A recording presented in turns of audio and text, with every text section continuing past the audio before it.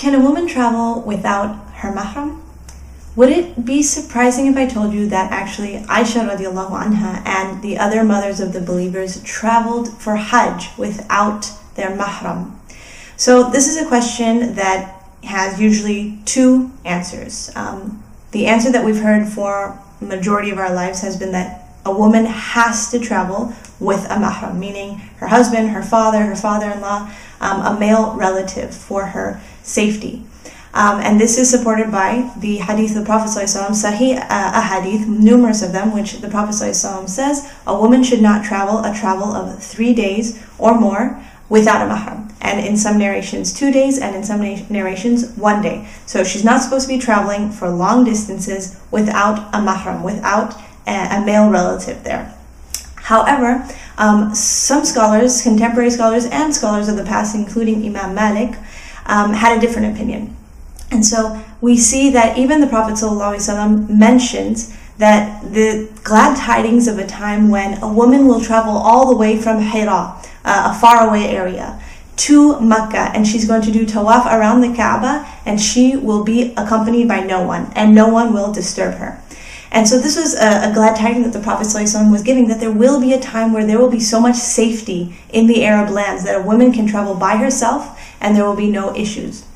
Now, Ali radiallahu anhu says that he actually witnessed this in his lifetime after the Prophet ﷺ had passed away, that a woman came that they didn't recognize.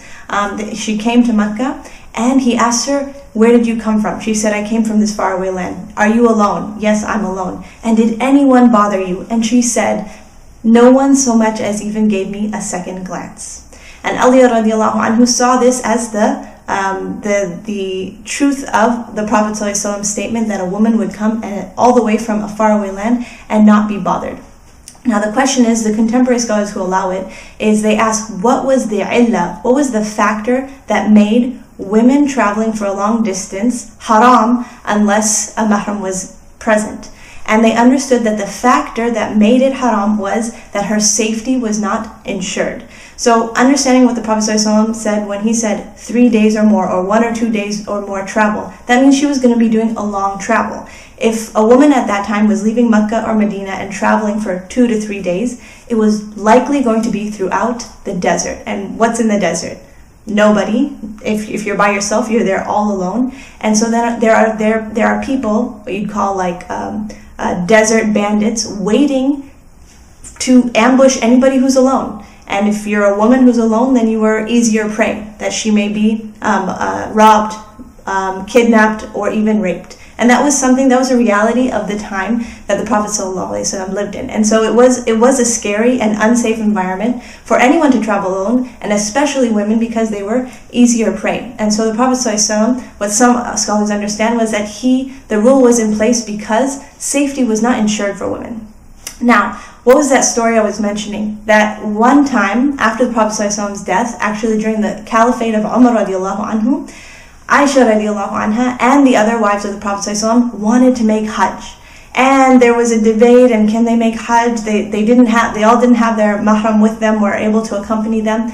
And Umar radiallahu anhu and the other Sahaba sat around and they made shura. They discussed and they said that, you know what, if we send them as a group together, the wives of the Prophet ﷺ, and send an amir with them, not necessarily their mahram, but an amir that will ensure their safety, then they can go safely to Makkah and make the Hajj. And this actually happened. This was actually accepted by Umar radiallahu anhu, and Uthman ibn Affan radiallahu anhu took the wives of the Prophet ﷺ, the mothers of the believer, and took them to Makkah on a journey. So one, they traveled without their mahram, but they traveled together in a group with an authority figure that could ensure their safety. So now the scholars who allow women to travel alone without a mahram say that as long as her safety can be ensured, or it's most probable that her safety will be ensured, then it is permissible for her to travel without a mahram. So what do they see that plays out in real life? They say a woman traveling by airplane.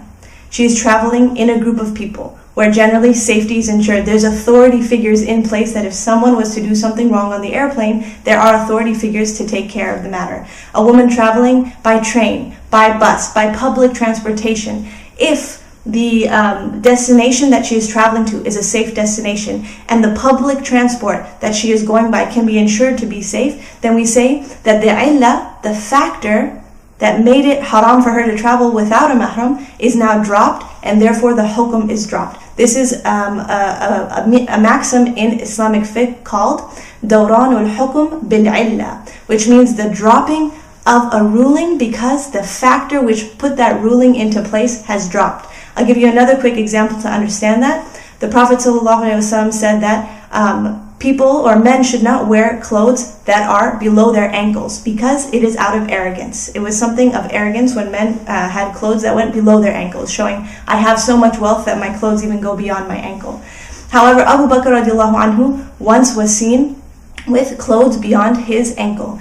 And when the other Sahaba asked of this, the Prophet ﷺ said, he is not doing it out of arrogance. And therefore the rule was dropped for Abu Bakr radiallahu anhu. When the factor that made it haram, arrogance, was dropped, when he knew that Abu Bakr radiallahu anhu had no arrogance in his heart, then the hukum was dropped. The hukum that a man's pants cannot go beyond the ankle was dropped. And therefore, in conclusion, there are two opinions. One is that a woman cannot travel without her mahram based on the sahih ahadith. And two, that it is permissible for a woman, given what happened at the time of Umar's caliphate with the wives of the Prophet ﷺ, and the bushra, the glad tidings the Prophet ﷺ gave us of a time that there would be safety, that women can travel without a mahram. We say that it is permissible for a woman to travel, a long travel without her mahram, if the safety of that transportation and that public transportation can be ensured. So, on the flip side, if a woman is traveling down a very isolated area where there are not a lot of people, in a type of transport where there's only one or two other people there and her safety cannot be ensured, and she may be traveling to a war-torn country or a dangerous land, then we would say the original rule goes back into place, that if her safety can't be ensured, or most probable it can't be ensured, then she should travel with someone who will give her extra safety, like another mahram with her.